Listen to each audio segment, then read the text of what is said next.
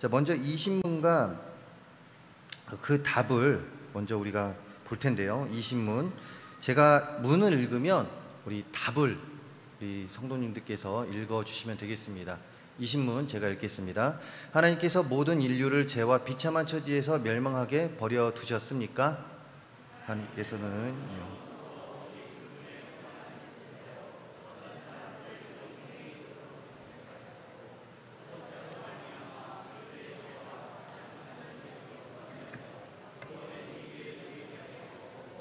은혜의 언약을 세우셨습니다. 아멘.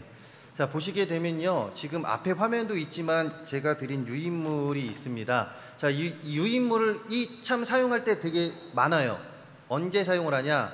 제가 말씀을 드리면 적기도 하고요. 더우시죠? 더울 때면 이렇게 부채질도 하고 참 사용이 많이 되죠. 예, 그래서 조금 두껍게 오늘 준비를 했습니다. 두껍게 준비했다고 왜 이렇게 두껍게 했냐 이렇게 하지 마시고, 좀 더우시면 부채질도 잠깐씩, 그렇다고 너무 방해가 되지는 않게 해 주시면 되겠습니다. 자, 지난 시간에 본 이제 18문과 19문을 이제 기억하시는 우리 성도님도 계실 거고, 지난주 일인데 어떻게 기억을 하겠습니까? 하시는 성도님도 계실 것이에요. 그런데 이제 18문과 19문, 이제 18문은 사람이 그 타락한 처지에서 죄 되는 것은 무엇입니까? 사람이 타락한 그 처지에서 죄 되는 것은 무엇입니까? 라는 질문이었고, 이제 19문이 사람이 그 타락한 처지에서 비참한 것은 무엇입니까? 라는 질문이었습니다. 자, 이런 질문 속에서 우리가 알게 된 것은 우리의 시조인 아담으로부터 내려온 원죄로 인해서 모든 인류는 죄와 비참한 상태에 놓이게 되었다라는 것이에요. 즉 18문에는 원죄에 대한 이야기가 나오고, 또한 19문에서는 그 비참한 것, 그것이 바로 죄와 비참한 처지에 놓여졌다. 우리는 사망할 수밖에 없었다라는, 사망하는 존재가 됨을 가르쳐 줍니다. 자, 그런데 여기서 생각해 볼게요. 하나님은 누구십니까? 라고 질문을 하면 아마 제가 전에도 말씀드렸지만 각기 다른 답이 나올 거예요. 왜냐하면 만난 하나님이 다르니까. 우리가 경험한, 각각 성도님들께서 경험한 하나님이 다르시기 때문에 다른 하나님에 대해 이야기할 텐데, 그러나 우리가 공통적으로 이야기하는 하나님이 있습니다. 그 하나님은 누구일까요? 바로 오늘 제가 유치부 가서 열심히 설교하고 왔는데요, 오늘 유치부 제목이 사랑이었습니다. 그래서 제가 하트 그리고 뭐 앞에서 율동하고 막 그랬는데, 바로 사랑의 하나님이시죠. 그 사랑의 하나님께서 이렇게 비참하게 놓여진 우리를 가만두었냐 이것이에요. 그 질문, 그 답을 오늘 이 신문에서 해주고 있습니다. 무엇이라고 이야기합니까? 이 신문을 보게 되면 하나님께서는 우리를 그 비참한 상태에 그냥 두지 않았다, 그렇지 않다라고 분명히 이야기합니다. 그러면서 무엇이라고 이야기합니까? 하나님의 선하신 뜻대로 어떤 사람들을 영생에 이르도록 선택하셨고 은혜 언약 가운데 세워 구원의 지위에 이르게 하셨다라고 이야기합니다. 즉 원죄로 인하여 비참한 처지에 놓인 우리 사람들을 하나님께서는 그냥 두지 않으시고, 사랑의 하나님은 우리를 사랑하사 선택을 하셔서 예정된 자들을 그 비참함 속에서 구원으로 이르게 하셨다 이것이죠. 그러면서 이것을 바로 은혜 언약을 세우셨다라고 오늘 답에서 분명하게 이야기하고 있습니다.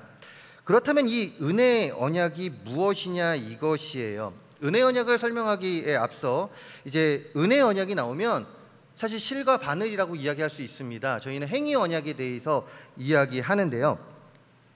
자, 행위 언약에 대해서 잠깐 이야기하고 그 다음에 은혜 언약에 대해서 이야기해 보려고 합니다. 행위 언약은 창세기 2장 16절 17절 말씀을 토대로 합니다. 행위 언약은 창세기 2장 16절 17절 말씀을 토대로 해서 이제 하나님께서 아담, 하와와 맺으신 언약입니다.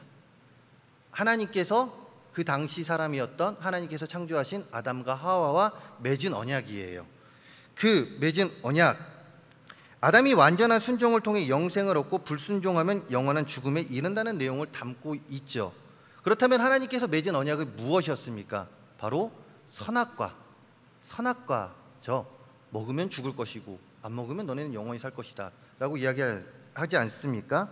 이 외에도 여러 가지 언약을 짓게 됩니다.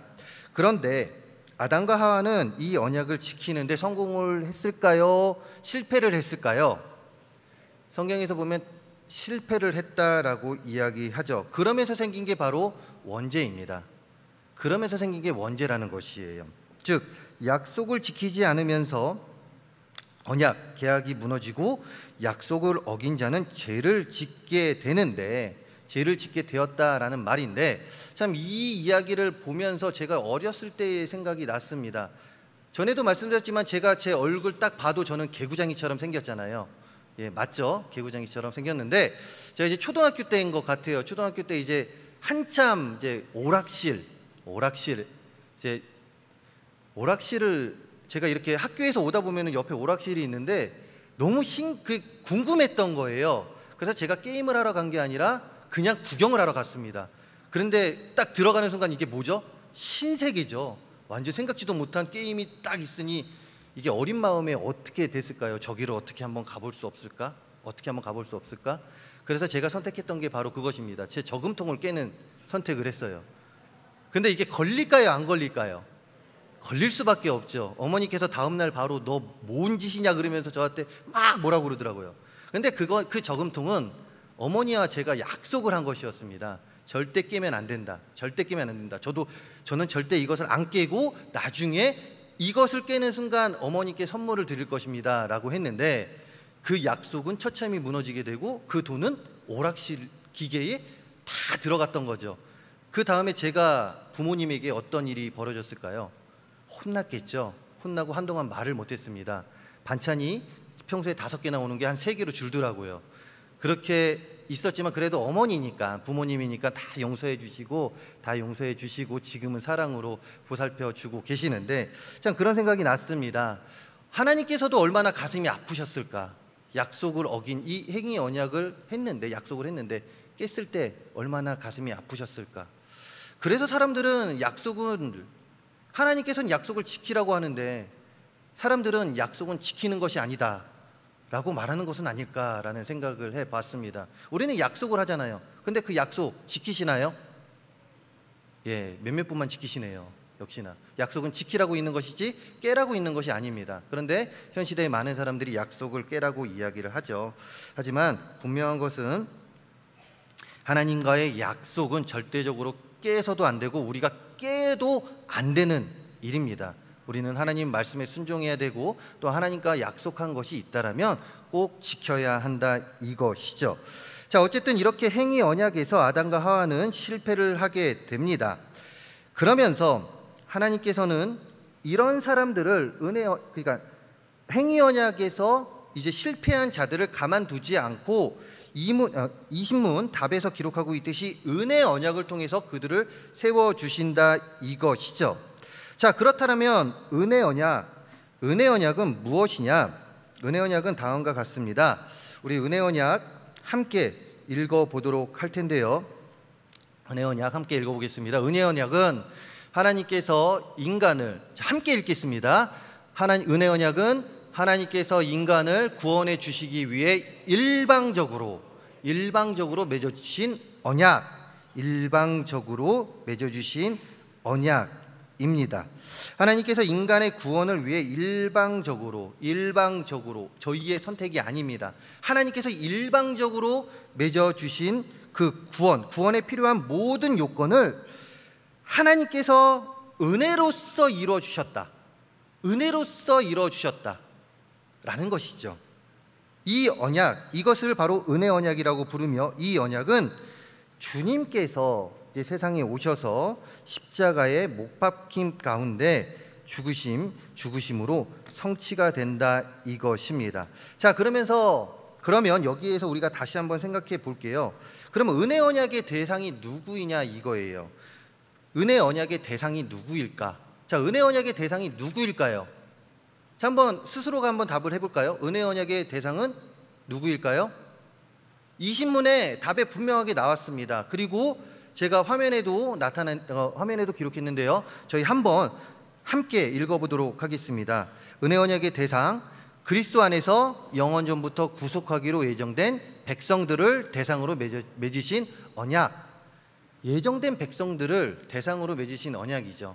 자, 이 신문 답을 보시게 되면요, 오직 그분의 선하신 뜻대로 어떤 사람들이라고 분명히 기록하고 있습니다. 어떤 사람들이라고 이야기하고 있어요. 여기서 말하는 이 어떤 사람은 그냥 아무나가 아닙니다. 바로 하나님께서 방금 읽었듯이 하나님께서 영원 전부터 구원하기로 예정된 그 백성들이다, 이것이죠. 바로 그들이 하나님께서 예정해 놓으신, 이미 선택해 놓으신 대상이 바로 은혜 언약의 대상이고, 여기 있는 우리 모두가 바로 이 은혜 언약의 대상이 된다, 이것입니다. 예정된 백성들, 선택된 백성들, 바로 여기에 있는 우리들이 바로 은혜 언약의 대상이 되죠. 자, 그러므로 은혜 언약의 근거는 어디에 있을까요? 은혜 언약의 근거는요, 우리의 어떤 행위에 근거를 두지 않습니다. 인간의 어떤 행위에 근거를 두지 않습니다. 디모데후서 1장 9절에서 하나님이 우리를 구원하사 거룩하신 소명으로 부르심은 우리의 행위대로 하심이 아니요, 우리의 행위대로가 아니라 오직 자기의 뜻과 영원 전부터 그리스도 예수 안에서 우리에게 주신 은혜대로 하심이라 라고 이야기했듯이, 은혜 언약, 이 언약의 근거는 바로 하나님의 선택이었다, 하나님의 일방적인 선택이다, 이것이죠. 하나님의 선택이었다, 이것이에요. 자, 이런 의미에서 제가 이제 그 유인물에 보면 선택자라고 기록을 해놨죠. 그렇다면 이런 질문을 해보겠습니다. 그렇다면 은혜 언약의 근거는 우리의 어떤 행위에 근거를 두지 않고 오직 하나님의 선택에 바탕을 두고 있는데, 그렇다면 그 선택의 주체는 누구일까요? 그 선택의 주체는 누구일까요? 자, 우리 대답해 보겠습니다. 하나, 둘, 셋. 자, 제가 다시 읽을게요. 자, 은혜 언약의 근거는 우리의 어떤 행위에 근거를 두지 않습니다. 오직 하나님의 선택의 근거를 둔다 했어요. 자, 그러면 은혜 언약, 즉 우리를 선택한 사람, 그 선택자가 누구입니까? 하나, 둘, 셋. 하나님. 그렇죠, 하나님이십니다. 하나님께서는요, 즉 선택의 주체는 바로 하나님이신데요, 우리 에베소서 1장 5절의 말씀을 함께 읽어보도록 하겠습니다. 1장 5절입니다. 그 기쁘신 뜻대로 우리를 예정하사 예수 그리스도로 말미암아 자기의 아들들이 되게 하셨으니, 바로 하나님께서 그 선택 주관자가 되신다라는 것입니다. 그렇기에 행위 언약은 순종을 통해서만 이제 영원히 살 수 있었지만, 은혜 언약은 순종이 아니라 믿음을 요구한다, 이것이에요. 하나님께서 당신을 택하셨습니다, 이것을 믿으시기 바랍니다 라고 했을 때 우리가 당연스럽게 아멘입니다 라고 말할 수 있어야 된다라는 것이죠. 즉 믿음을 요구합니다. 그런데 그 믿음조차 하나님의 선물이라는 것이죠. 우리의 믿음이 내가 믿은 것일까요? 그렇지 않다라는 것이에요. 우리의 믿음은 하나님께서 주신 것입니다. 선물이라는 것이에요. 자, 선물을 받으면 너무 감사하죠. 그렇지 않습니까? 어린아이들한테 오늘 그 유치부 설교를 하는데도 어린아이들 막 열심히 율동을 해요. 너무 기분이 좋아요. 그런데 그 아이들에게 진짜 마이쮸 이만한 겁니다. 마이쮸 하나 이거 딱 주는데 애들이 너무 기뻐해요. 너무 기뻐합니다. 그런데 우리는 이 조그만 마이쮸보다 더 큰 믿음을 하나님께서 주셨다라는 것이에요. 너무나 감사하지 않습니까? 너무나도 기쁘지 않으십니까? 이것이 바로 은혜이다, 이것입니다. 이 믿음 잘 지키는 우리 모든 성도님들 되시기를 간절히 소망합니다. 자, 이것을 기억하시면서, 은혜 언약을 기억하시면서 21문을 보겠습니다. 질문을 제가 읽으면 답을 읽어주시기 바라는데요. 21문입니다. 하나님께서 선택하신 사람들의 구속자는 누구이십니까? 함께 읽겠습니다. 오직 주 예수 그리스도이십니다. 그분은 하나님의 영원한 아들로서 사람이 되셨고 한 위의 양성을 사람이셨으며 지금도 그리고 영원토록 그러하십니다. 아멘. 답은 무엇이라고요? 바로 예수 그리스도 하나님이시다 이것이죠. 자, 그렇다면 여기에서 우리는 이런 질문을 해봅니다. 왜라는 질문을 해본다라는 것이에요. 왜 예수님만이 선택된 자들의 유일한 구속자가 되실 수 있을까라는 질문을 해보게 되는데요. 자, 21문의 답을 보시게 되면요, 이런 말이 있습니다. 그분은 하나님의 영원한 아들로서 사람이 되셨다라고 기록하며 그 다음에 한 위에 양성을 가졌다라고 이야기합니다. 우리가 양성을 이야기할 때 대부분 무슨 이야기를 하죠? 양성이 뭘까요? 라고 질문을 하면 뭐라고 대답합니까? 바로 남성과 여성을 이야기하죠. 그러나 여기서 말하는 양성은 남성과 여성을 말하는 것이 아닙니다. 여기서 말하는 양성은 바로 하나님이시고 사람이었다. 두 자격이 필요한데 그 자격이 바로 한 위의 양성을 가지신 사람, 그리고 또한 하나님이시어야 했다 이것이죠. 이 답과 같이 우리의 구속자는 두 가지의 자격을 가지고 있습니다. 첫째, 모든 사람을 대표할 수 있어야 하는 사람입니다. 사람이라는 것이에요. 그리고 하나님께 죄를 지은 대상이 사람이기 때문에 우리의 구속자는 사람이어야 한다는 것. 둘째, 모든 사람을 대신할 수 있어야 하는데, 모든 사람을 대신할 수 있어야 돼요. 자, 근데 생각해 보시기 바랍니다. 제가 우리 성도님들을 대신할 수 있을까요? 그럴 수 없다라는 것이에요. 왜요? 저도 십자가 앞에서는 죄인입니다. 저도 죄인이고 우리 성도님들도 다 죄인이라는 것이에요. 하나님 앞에서는 다 죄인입니다. 그런데 제가 어찌 성도님들의 대표가 될 수 있을까요? 없다라는 것이에요. 이런 의미에서 다른 사람도 나의 그 대표가 될 수가 없습니다. 즉 구속자가 될 수가 없습니다. 그렇기 때문에 죄가 없으신 분이 우리의 구속자가 될 수 있는데 그분이 바로 누구시다? 하나님이어야 한다 이것이에요. 하나님이시다 이것이에요. 그렇기 때문에 주 예수 그리스도에게 또 다른 성이 있었으니 그것이 바로 하나님이셨다.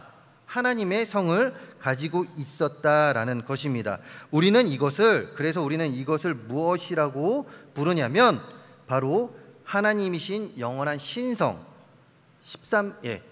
신성과 하나님이심을 나타내는 신성과 인성, 사람이심은 인성이라고 나타냅니다. 즉 예수님에게 양성이 있으니 하나는 바로 사람, 인성이요 참 인성, 사람이심과 또 하나는 신성, 하나님이신 신성 두 가지를 가지고 계시다 이것이죠. 그리고 이 두 가지를 가지고 계신 예수님만이 우리를 구속할 능력을 가지고 계신다 이것입니다. 이해가 되셨죠? 하나님이 어찌 우리의 구속자가 될 수 있습니까? 예수 그리스도께서 어찌 우리의 구속자가 될 수 있습니까? 예수님께서는 두 가지의 성이 있습니다. 하나는 인성이요, 하나는 신성. 그 두 가지가 다 있으시기에 하나님은 우리의 구속자가 될 수 있다라는 것이죠. 자, 그러면서 이런 질문이 나옵니다. 그러면서 이제 22문에 보게 되면요, 이런 질문이 나오죠. 하나님의 아들이신 그리스도께서는 어떻게 사람이 되셨습니까? 즉 신성을 가지신 하나님께서 어떻게 인성을 가진 사람이 되셨냐라는 질문이 나오는 것이에요.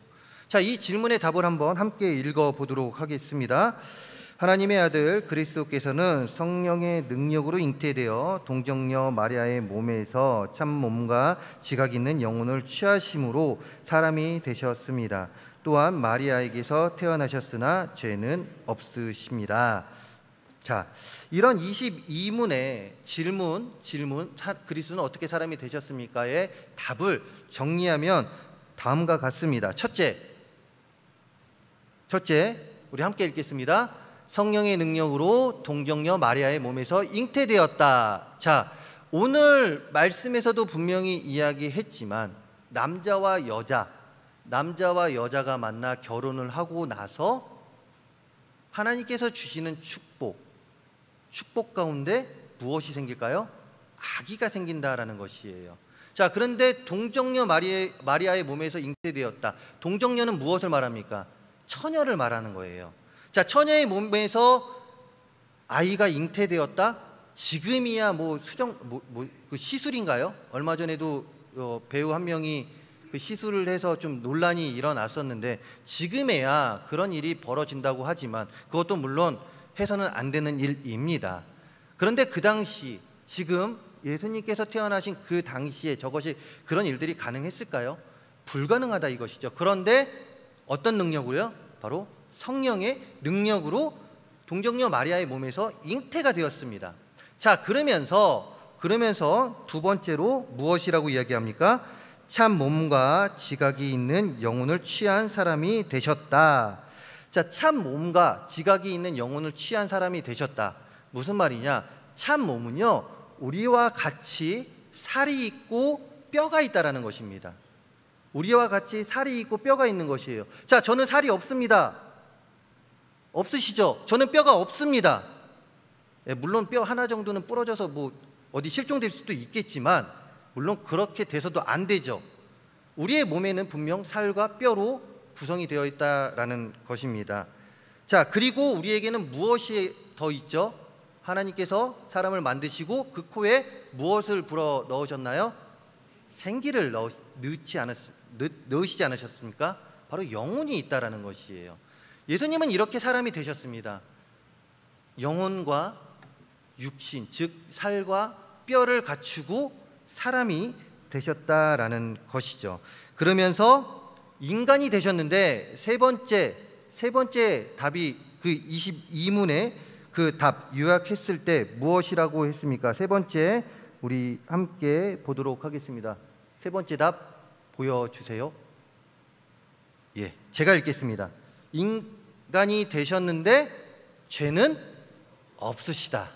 죄가 없으시다 이것이에요. 성령의 능력으로 태어나셨기 때문에 비록 우리와 같은 육신을 가졌고 뼈를 가졌지만, 뼈와 살을 가졌지만 또한 영혼을 가졌지만 죄가 없으신 분이다 라는 것을 22문에서 가르쳐주고 있습니다. 자, 그러면 이런 우리에게 육신으로 오셔서, 사람으로 오셔서 우리의 구속자가 되어주신 주님, 우리의 구속자가 되어주신 주님, 그런 주님께서 무슨 직분을 행하실까 이것입니다. 죄가 없으신 그 주님께서 우리의 구속자가 되어 하시는 일이 무엇이냐 이것이죠. 이 질문 23문인데요. 우리 23문 함께 제가 질문을 읽어드리면 답을 읽어주시면 되겠습니다. 23문입니다. 그리스도께서 우리의 구속자로서 무슨 직분을 행하십니까?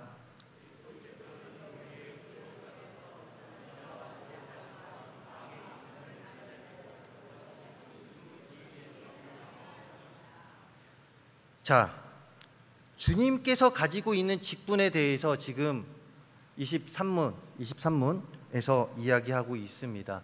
세 가지로 이야기하죠. 선지자, 제사장, 왕, 그리고 그 직분을 가지고 낮아지고 높아지신 두 지위에서 행하신다라고 이야기하는데, 자, 우리 이 직분을 먼저 알기 전에 우리 그리스도가 무슨 말인지 한번 알아보고 이제 이해를 계속 나아가려고 하는데요. 그리스도라는 무슨 뜻을 가진 말일까요? 그리스도. 우리는 주 예수 그리스도라고 이야기합니다.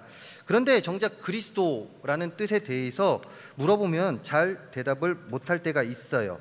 자, 그리스도는 무슨 뜻일까요? 그리스도는 먼저 나사렛의 예수님에 대한 칭호, 왕, 구세주에 대한 이야기입니다.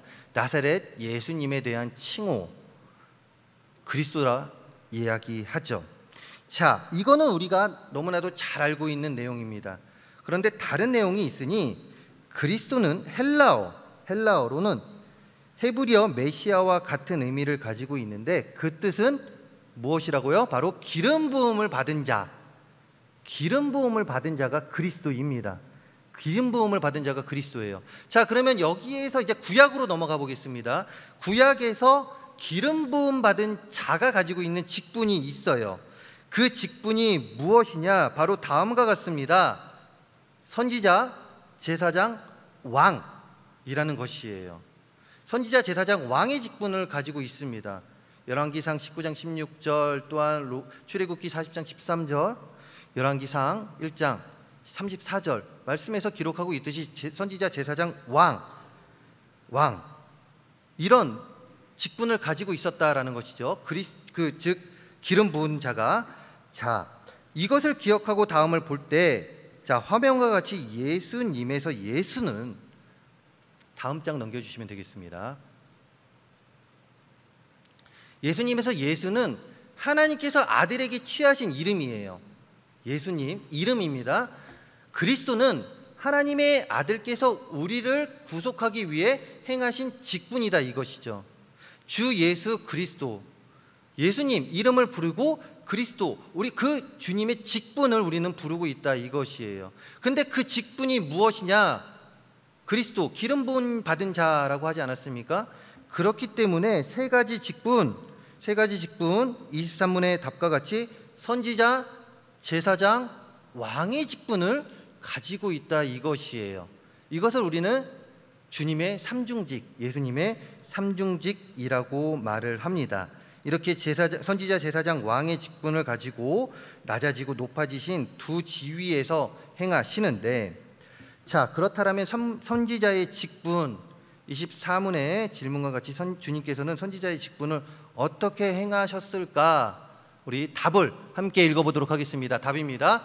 그리스도께서는 선지자로서 우리를 구원하시려는 하나님의 뜻을 그분의 말씀과 성령으로 우리에게 계시하십니다. 아멘.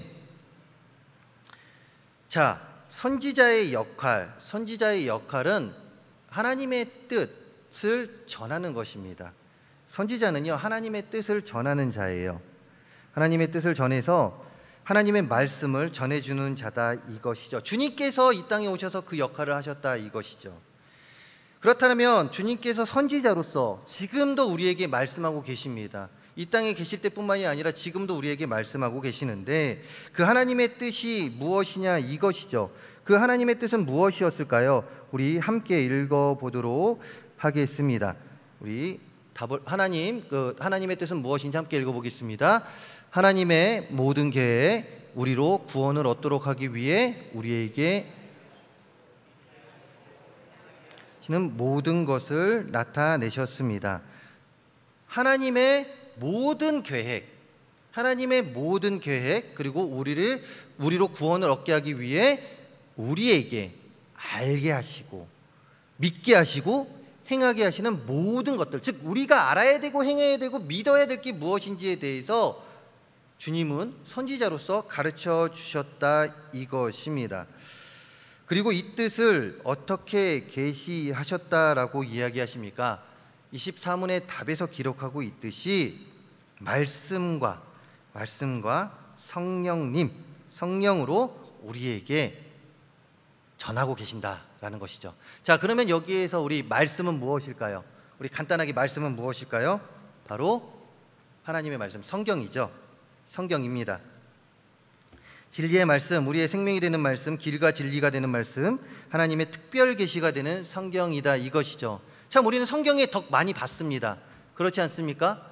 우리가 힘들고 어려울 때 말씀이 우리의 마음을 위로해 주셨고, 그 말씀 가운데 우리가 정말 하나님께서는 이렇게 걸어갈 때, 우리의 마음대로 자유의지 가운데 이렇게 걸어갈 때 말씀이 우리를 이끌어서 하나님께서 원하시는 길로 우리는 돌아왔습니다. 맞지 않습니까?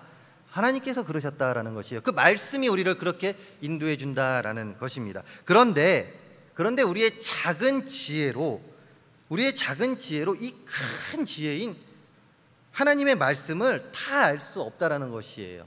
그렇기 때문에 예수님께서는 하나님의 말씀 플러스 성령님의 도움, 즉 성령의 조명, 즉 우리가 성경을 이해할 수 있도록 성령께서 우리의 눈과 마음을 밝혀주시는 도움을 주셨다라는 것입니다. 성령님을 우리에게 보내주셔서 그 도움 가운데 하나님의 뜻을 우리가 온전히 알게 된다, 이것이죠.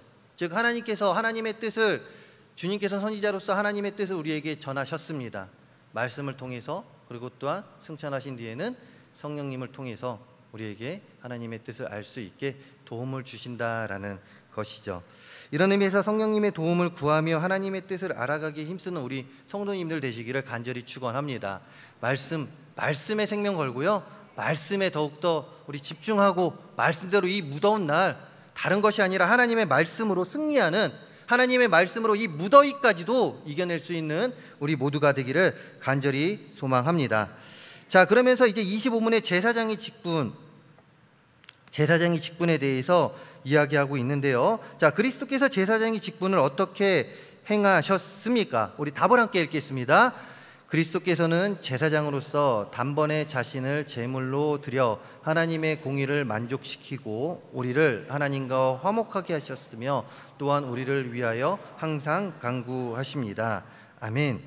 자, 제사장은요, 하나님과 인간 사이를 중재하는 자입니다. 하나님과 인간 사이의 중재자의 역할을 하는 자들이에요. 그런데 구약의 제사장, 즉 인간 제사장은 희생제물로 바치는, 짐승을 희생제물로 바치는 것과 백성을 대신하여 기도하는 것을 통해 이 역할을 수행했는데, 이 역할은요, 단순히 그들이 한 행동은 십자가의 모형에 불과했다라는 것이에요. 십자가의 모형에 불과하다 보니까 어떻게 합니까? 계속해서 반복적으로 제사를 드릴 수밖에 없었죠. 언제나 죄를 없게 하지 못하였을 뿐만이 아니라 반복이 되어야 했습니다. 그러나 신약의 제사는요, 예수님의 십자가 사건으로 종결이 됩니다. 30문에 오늘 몇 문이죠? 25문에 이제 답에서 제사장으로 단번에 자신을 제물로라고 기록하고 있듯이 십자가의 사건으로 종결이 되는데, 어떻게 이런 일이 벌어지냐? 바로 예수님께서 화목의 제물이 되어 주셨기 때문이에요. 하나님과 우리 인간과의 관계를 화목하게 하기 위해 그 제물이 되어 주셨기 때문에 그렇습니다. 그렇다면 그 결과는 무엇일까요? 예수님의 십자가 사건으로 우리가 얻은 결과는 무엇일까요? 구원 외에 또 다른 것이 있으니 로마서 5장 1절은 다음과 같이 말합니다. 제가 읽겠습니다. 그러므로 우리가 믿음으로 의롭다 하심을 받았으니 우리 주 예수 그리스도로 말미암아 하나님과 화평을 누리자. 하나님과 화평케 되었다라는 것이에요. 답에 나와 있지 않습니까? 우리를 하나님과 화목하게 하셨다. 즉 화목케 되는 그 결과를 얻었다, 이것입니다. 주님께서 감당하신 제사장의 직분으로 우리는 하나님과 화평케 된 자가 되었습니다. 우리의 노력이 아니라 주 예수 그리스도의 은혜 가운데, 하나님의 은혜 가운데 우리는 주님과 화평케 된 자가 되었고, 그리고 또한 오늘 답에서 이야기하고 있듯이 이런 주님은 하나님과 우리의 관계를 화목케 하기 위해 제물이 되신 주님은 지금도 하나님의 우편에서 우리를 위하여 중보기도 하심으로 계속해서 하나님과 우리 사이에 화해제가 되어 주시고 계십니다. 그리고 그 사랑으로 우리는 살아가고 있다, 이것이죠. 이런 제사장의 직분이 주님께 있습니다. 자, 그리고 마지막으로 왕입니다. 왕 듣기만 해도 너무 좋죠. 왕이 되고 싶으시죠? 예, 누구나 왕이 되고 싶어 하시죠. 자, 그런데 주님도 왕이 되셨다, 이것이죠. 그러면 주님은 왕의 직분을 어떻게 행하셨을까요? 우리 답을 한번 읽어보도록 하겠습니다. 우리 답 함께 읽습니다. 그리스도께서는 왕으로 우리를 자기에게 복종하게 하시고 우리를 다스리시게 보호하시며 그분의 모든 원수들을 제어하시고 정복하십니다. 아멘. 왕은요, 다스리는 자입니다. 자신에게 맡겨진 나라 백성들을 이제 다스리며 건져내고 보호하는 직분을 가지고 있습니다. 왕은 다스리는 자, 자신에게 맡겨진 나라 백성들을 다스리며 건져내고 보호하는 직분이 있다라는 것이죠. 자, 그런데 주님께서 이런 왕의 직분을 가지고 계셨다라는 것이에요. 그런데 잘 보시면요, 신약에 주님께서 이렇게 왕의 직분을 가지고 계신다라고 이야기하는데, 이 이야기는 주님 주전 700년 전부터 이미 예언이 되었던 사실입니다. 미가서 5장 2절에 보게 되면 미가 선지자가 주님께서 왕으로 오실 것이다 라는 것을 이미 예언을 하고 있습니다. 자, 이렇게 미가 선지자를 통해서 주님의 왕되심이 예언이 되고요, 뿐만 아니라 주님께서는요 스스로가 왕이심을 나타내십니다. 마태복음 27장 11절을 보게 되면 이제 총독 앞에 서게 됩니다.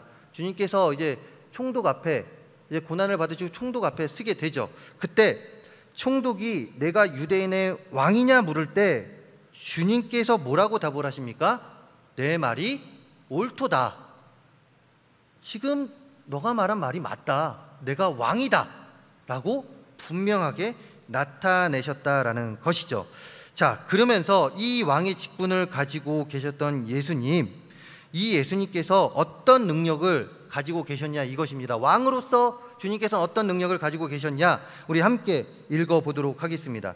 모든 권세를 가지고 계십니다. 모든 권세를 가지고 계신다예요. 모든 인격체를 다스리십니다. 그리고 또한 자연을 다스리십니다. 원수를 제어하시고 죽음까지도 정복하신 예수님, 이 능력이 바로 왕으로서 주님이 왕으로서 가지고 있었다라는 것이죠. 자, 이런 구속자 되시는 우리 주 예수 그리스도께서는 삼중직, 선지자, 제사장, 왕의 직분을 가지고 계셨습니다. 그런데 23문에 기록하고 있듯이 이 직분을 가지고 낮아지고 높아지신 두 지위에서 행하셨다라고 이야기하는데, 자, 그렇다면 그리스도의 낮아지심은 무엇인지 우리 이 질문에 대한 답을 함께 읽어보도록 하겠습니다. 함께 읽습니다. 그리스도의 낮아지심은 그분이 강생하시되 그처럼 비천한 형편에 태어나셨고 율법 아래 나셨으며 이 세상에서 여러 가지 비참함을 겪다가 하나님의 진노와 십자가의 저주의 죽음을 받으셨고 장사되셔서 얼마 동안 죽음의 권세 아래 거하신 것입니다. 자, 그리스도의 낮아지심, 자, 이렇게 읽으면 너무 어렵죠. 그래서 네 가지로 정리했습니다. 첫째, 무엇일까요? 유인물에 기록되어 있는데, 첫째, 성육신, 그 다음에 고난의 생애, 십자가의 고난, 죽음과 장사 지냄입니다. 혹시 이거 빨간색 잘 보이시나요? 저만 이제 눈이 아른아른해서 제가 빨간색을 하긴 했는데 색깔 잘못 골랐다 했는데 잘 보이신다니 감사하네요. 예, 제가 약간 아른아른거려서요. 자, 그리스도의 낮아지심은 네 단계입니다. 성육신, 고난의 생애, 십자가의 고난, 죽음과 장사 지냄. 즉 십자가라고 십자가에서 죽으심이다 이것이죠. 먼저 성육신입니다. 주님은 하나님이셨지만 그 동등됨을 취하지 않고 사람의 몸을 입으시고 이 세상에 오셨다라는 것이에요. 하나님과 동등됐지만 그 동등됨을 취하지 않고 사람의 몸을 입으시고 이 세상에 오셨습니다. 무엇입니까? 동정녀 마리아의 몸에서 잉태가 되셔서 우리와 같이 사람이 되셨다 이것이죠. 그렇다면 어떤 이유에서 이 성육신을 하신 것일까? 잠깐 그 답을 보고 가면요, 다음과 같습니다. 갈라디아서 4장 4절과 5절에서 기록하고 있듯이 율법 있는 자들을 구원하기 위해서, 즉 구원하기 위해서 성육신을 하셨다라는 것이에요. 성육신의 목적은 바로 율법 아래 있는 자들을 구원해 주기 위해서, 바로 우리들을 구원해 주기 위해서 성육신을 하셨다 이것이죠. 그런데 이렇게 성육신하신 주님, 참 이 땅에서 그냥 잘 지내시다 가면 되는데 고난을 당하시죠. 자, 고난을 당하시는데 이 고난은 700년 전 이사야 선지자를 통해 예언이 됩니다. 이사야 53장 3절의 말씀인데, 주님의 고난을 이사야 선지자는 이미 예언을 했습니다. 주님께서 오셔서 이런 고난을 당하실 거다. 그러면서 왜라는 질문도 해보는데, 우리 다음 슬라이드 한번 함께 읽어보도록 하겠습니다. 고난당하신 이유 세 가지를 한번 읽어보겠습니다. 우리가 고난당할 고난의 짐을 대신 감당하기 위해서, 우리의 모든 아픔을 이해하기 위해서, 우리 대신 저주 받으시기 위해서. 한 가지예요. 예수님께서 고난받으신 이유는 다른 것이 없습니다. 누구 때문에요? 바로 우리 때문에, 나 때문에 고난을 받으셨다, 이것이에요. 제자들에게 그 뒤에 이제 십자가 고난을 당합니다. 이사야 선지자의 예언에서와 같이 십자가 고난에까지 이르게 되는데, 십자가를 신 주님은 제자들에게 배신을 당합니다. 제자들에게 배신을 당한 뿐만이 아니라 인격적인 모독을 당하십니다. 그리고 당시 최악의 죄인들에게만 행해졌던 십자가의 형벌, 십자가의 고난을 당하게 된다, 이것이죠. 제자들에게 배신당하고 인격적인 모욕을 당하시고 십자가에 못 박히시는 그 고난을 당하시죠. 그리고 낮아지심의 하이라이트라고 할 수 있는 십자가에서 죽임을 당하십니다. 왜요? 우리의 죄를 담당하기 위해서, 우리의 죄를 감당하기 위해서 그렇습니다. 주님은 출생에서는 더러운 말구에서 나시기까지 자기를 낮추셨고, 일생 동안 지극히 많은 시험과 비난과 배신을 겪기까지 자신을 낮추셨습니다. 그리고 죽음에서는 일반적으로 죽으신 것이 아니라 방금 말씀드린 최악의 죄인들에게 내렸던 형벌, 십자가 형벌을 당하게 됩니다. 그리고 무덤에 묻히기까지 자신을 낮추시죠. 왜요? 우리의 죄를 담당하기 위해서 그렇습니다. 하지만 주님의 낮추심은요, 낮아지심으로 끝나지 않습니다. 높아지심으로 올라갑니다. 높아지심으로 올라가는데, 자, 주님의 높아지심은 무엇일까요? 주님의 높아지심, 우리 답을 함께 읽어보겠습니다. 그리스도의 높아지심은 그분이 사흘 안에 죽은 자 가운데서 부활하셨고 하늘에 오르셨고 성부 하나님 우편에 앉아 계시며 마지막 날에 세상을 심판하러 오시는 것입니다. 자, 요약하겠습니다. 네 가지로 요약해 보겠습니다. 부활하셨죠. 그 다음에 뭐 하셨죠? 승천하셨죠. 그 다음에 하나님 보좌 우편에 앉아 계시고, 마지막 때에 어떻게 하신다 했습니까? 재림하신다. 이게 누구이기 때문에 가능할까요? 바로 예수님이기 때문에 가능하다, 이것이죠. 부활하시고 승천하시고 또한 하늘 보좌 우편에 앉아 계시며, 하나님 우편에 앉아 계시며 나중에 재림하시는 이 높아지신 그 모습을 나타내십니다. 여기서 그리스도의 낮아지심과 높아지심을 그림으로 보면 다음과 같습니다. 유인물에도 나와 있으니 우리 기억해 주시면 감사하겠습니다. 즉 지금 낮아지심과 높아지심을 함께 제가 그림으로 나타냈습니다. 한번 이렇게 그 유인물에 있으니까 한번 제가 말씀드렸던 거 기억하시면서 한번 보시면 되겠고요. 자, 그러면 지금까지 본 20에서 28문 그리스도의 구속 사역을 토대로 적용점을 생각해보고 오늘 강의를 마무리하려고 합니다. 우리가 이렇게 은혜 언약 가운데 하나님의 선택을 받아 지내는 자들로서, 또한 예수님 은혜 가운데 예수님 때문에 우리가 살아가 있는 자들로서 우리가 행해야 될 우리의 삶에서의 모습은 무엇이냐, 우리 한번 함께 보도록 할 텐데요. 마지막 슬라이드 한번 부탁드리겠습니다. 마지막 슬라이드 우리 함께 읽어보도록 하겠습니다. 1번 범사에 감사, 2번 말씀 순종 전파, 3번 온전한 예배드리기, 4번 겸손입니다. 자, 범사에 감사할 수 있었으면 좋겠습니다. 하나님의 은혜 가운데 살아가는 우리들입니다. 우리의 행위가 아닌 일방적인 하나님의 은혜 가운데 우리는 살아가는 자들입니다. 그러니 이 은혜에 감사할 수 있는 우리 모두가 되기를 간절히 소망합니다. 그리고 또한 주님께서 무엇을 하셨습니까? 말씀을 전하지 않았습니까? 하나님의 뜻을 전하지 않았습니까? 하나님의 말씀 우리도 전해야 됩니다. 전파하시기 바랍니다. 또한 온전한 예배 드리시기 바랍니다.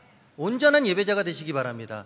하나님께서 찾으시는 그 한 사람, 내 옆에 있는 성도님이 아니라 내가 되기를 간절히 소망합니다. 여기 있는 우리 모든 성도님들 개개인이 되기를 간절히 소망합니다. 그리고 마지막 겸손한 그리스도인,